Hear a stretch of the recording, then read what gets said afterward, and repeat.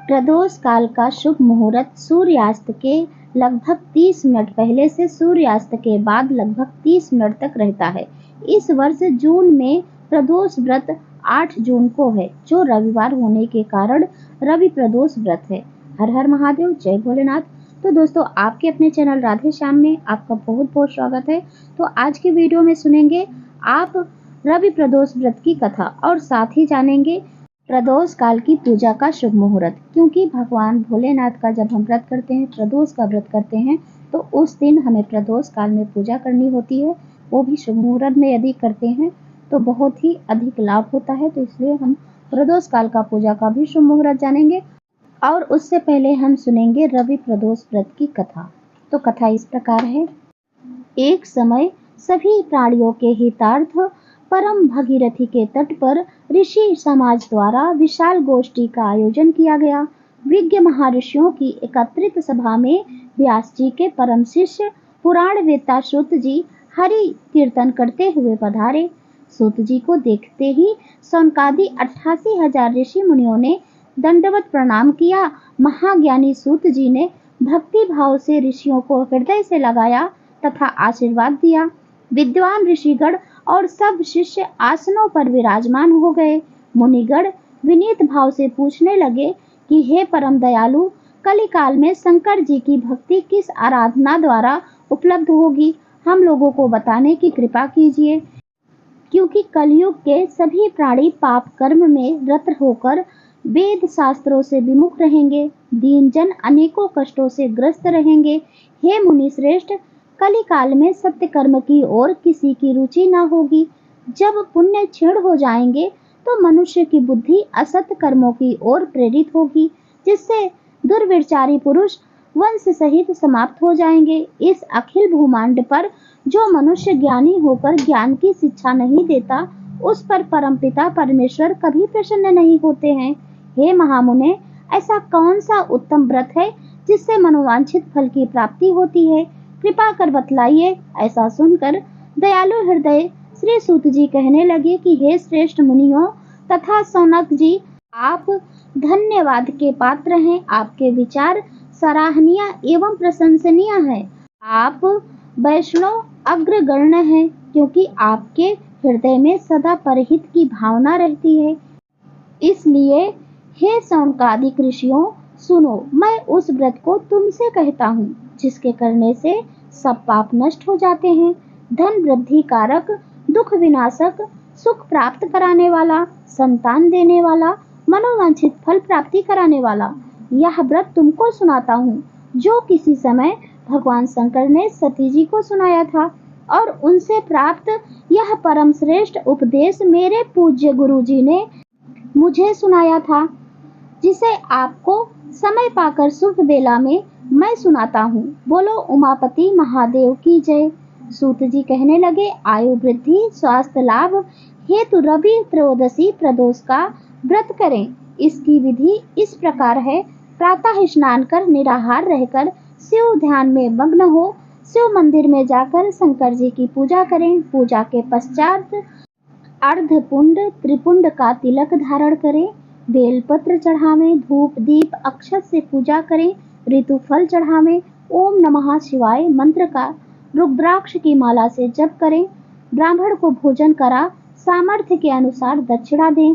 तत्पश्चात मौन व्रत धारण करें। व्रती को सत्य भाषण करना आवश्यक है। हवन आहुति भी देनी चाहिए। ओम ह्रीं क्लीं नमः शिवाय स्वाहा, इस मंत्र से आहुति देनी चाहिए। इससे अभिष्ट फल की प्राप्ति होती है।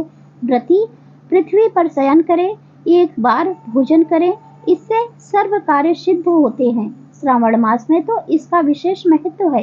यह सर्व सुख धन आरोग्यता देने वाला होता है।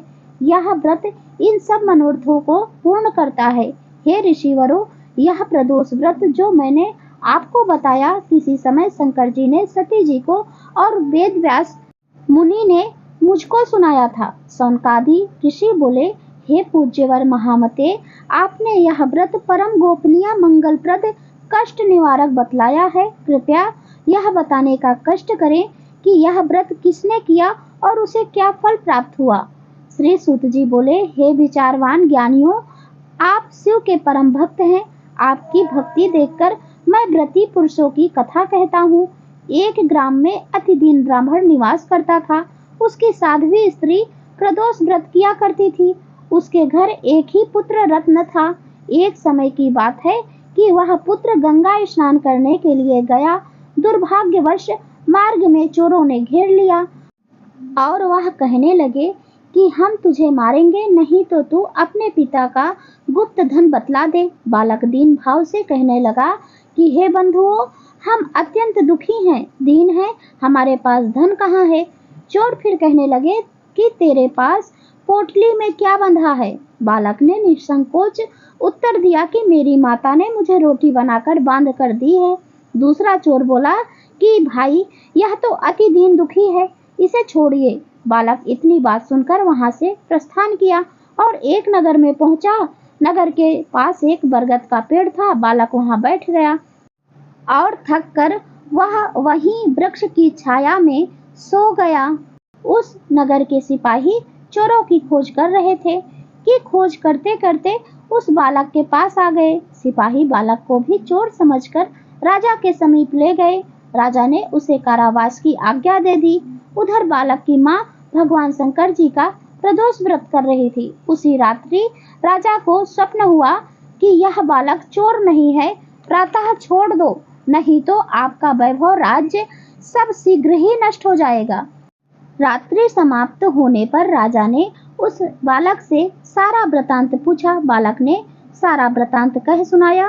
वृतांत सुन राजा ने सिपाही भेज बालक के माता पिता को बुलवा लिया। राजा ने उन्हें जब भयभीत देखा तो कहा, भय मत करो, तुम्हारा बालक निर्दोष है। हम तुम्हारी दरिद्रता देखकर 5 गांव दान में देते हैं। शिव की दया से ब्राह्मण के आनंद होने लगे।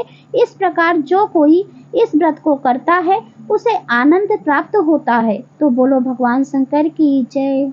इसी के साथ कथा संपन्न होती है। अब हम जानेंगे प्रदोष काल के पूजा का शुभ मुहूर्त। 2025 में यानी कि ज्येष्ठ मास शुक्ल पक्ष 2025 में 8 जून को यह व्रत रखा जाएगा, जो कि है रवि प्रदोष व्रत। और इसका शुभ मुहूर्त रहेगा पूजा के लिए शाम 7:01 से रात 9:08 तक। तो उम्मीद करती हूँ आज की वीडियो आपको ज़रूर पसंद आई होगी और आपके लिए उपयोगी भी होगी। यदि वीडियो अच्छी लगी है तो लाइक भी ज़रूर कीजिए और हमारे साथ जुड़े रहने के लिए चैनल को सब्सक्राइब जरूर करें। अब मैं मिलती हूँ आपसे अगले वीडियो में। तब तक के लिए जय भोलेनाथ।